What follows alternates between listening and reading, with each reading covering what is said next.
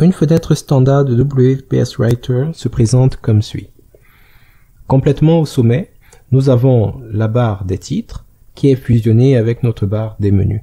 C'est au sein de cette barre que nous avons le menu principal ou menu système, Writer, qui a une couleur distincte, la couleur particulière de WPS Writer. Nous avons le ruban, composé des sous-sections qui vont de accueil à section. Nous avons également, à l'extrême droite, les éléments qui nous permettent de changer la langue, de changer l'habillage, mais également les boutons qui vont nous permettre de jouer avec les dimensions de la fenêtre ou alors sa présence ou non sur notre bureau. L'icône réduire la fenêtre qui nous permet momentanément d'avoir accès au bureau. L'icône agrandir restaurer qui nous permet de conférer à la fenêtre soit une taille maximale, soit une taille moins que maximale. Et le bouton fermer qui, bien entendu, nous permet de fermer notre application. Les rubans ont la même apparence que les rubans de l'application Microsoft Windows, surtout à partir de la version 2007. Et les principaux éléments du ruban sont donc le ruban accueil, qui va résumer les éléments ou alors les menus les plus courants pour le traitement de texte. Nous avons le menu insertion qui permettra d'ajouter au sein de notre document des éléments en général externes, des éléments qui ne proviennent en général pas du clavier, qui est notre principale source d'entrée d'informations. Le ruban mise en page qui va nous permettre de gérer le papier, ses dimensions, son apparence. Le menu ou ruban référence qui nous permettra d'insérer au sein de notre document toute une foule de références.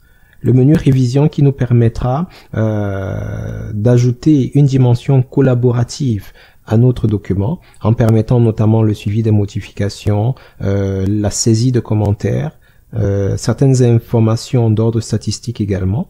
Le menu affichage qui nous permet de contrôler un peu mieux l'affichage, aussi bien au sein de l'application que lorsque l'application sera publiée. Et enfin, le ruban section qui nous permet de subdiviser notre document en sections, sous-sections qui seront logiquement organisées. Le menu principal, le menu Writer, nous permet d'avoir accès au menu fichier qui gère les opérations de base sur les fichiers, création, ouverture, fermeture, sauvegarde, changement de nom, impression, export. On peut même également avoir accès à certaines informations liées aux propriétés du document et même le chiffrer si besoin est.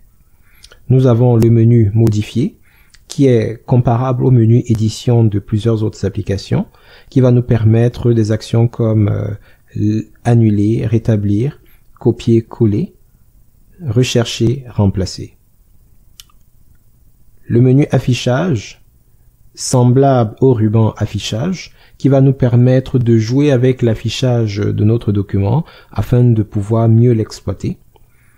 Le menu insérer, comparable au ruban insertion, qui nous permet de rajouter au sein d'un document des éléments qui ne sont pas forcément entrés grâce au clavier. Nous avons le menu format qui va regrouper tout ce qui concerne la mise en forme des caractères et des paragraphes, ainsi que certaines mises en forme spéciales. Nous avons les outils qui vont nous permettre de personnaliser le document, certes, mais également l'application de manière un peu plus large. Le menu tableau qui va nous donner une vaste gamme d'options en rapport avec la gestion des tableaux. Le menu fenêtre qui va nous permettre de jouer avec plusieurs documents et de les afficher de manière conviviale pour un traitement beaucoup plus efficace. Et enfin le menu aide. Il est à souligner que ce menu spécial s'obtient à partir de la petite flèche disponible sur le menu Writer coloré. Si vous cliquez directement sur Writer, vous avez accès à un menu un peu plus grand, de plus haut niveau, mais qui concentre juste ses commandes sur les options les plus critiques, comme par exemple la création de documents, l'ouverture de documents, la sauvegarde, l'impression, l'aide et les options.